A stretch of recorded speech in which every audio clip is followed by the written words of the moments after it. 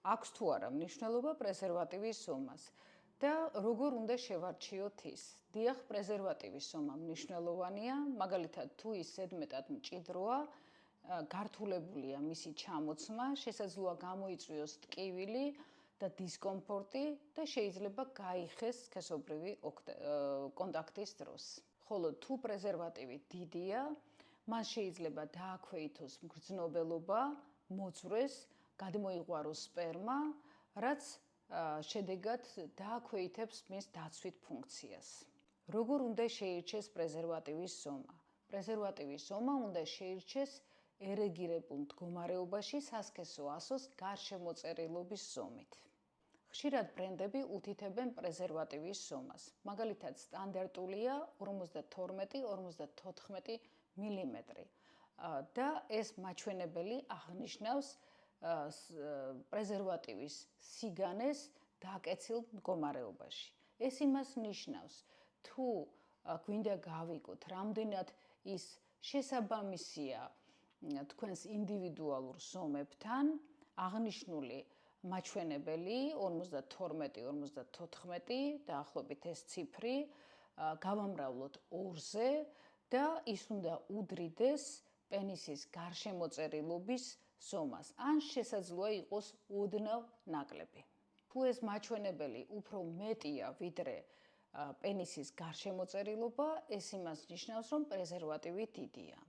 თუ ზედმეტად ბევრად ნაკლებია, მაშინ პრეზერვატივი პატარაა.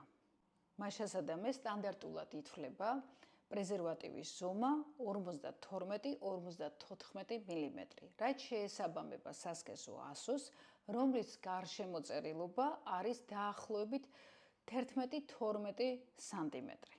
ვიწროა პრეზერვატივი 59-52 მილიმეტრი, რაც შეესაბამება სასქესო ასოს, რომლის გარშემოწერილობა არის 11 მილიმეტრზე ნაკლები.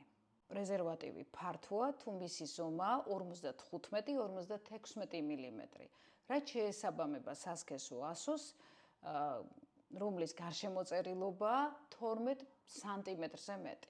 ბრენდები ძირითადად უთითებენ სიგანეს, პრეზერვატივის სიგანეს, რომელიც გულისხმობს სასქესო ასოს გარშემოწერილობას.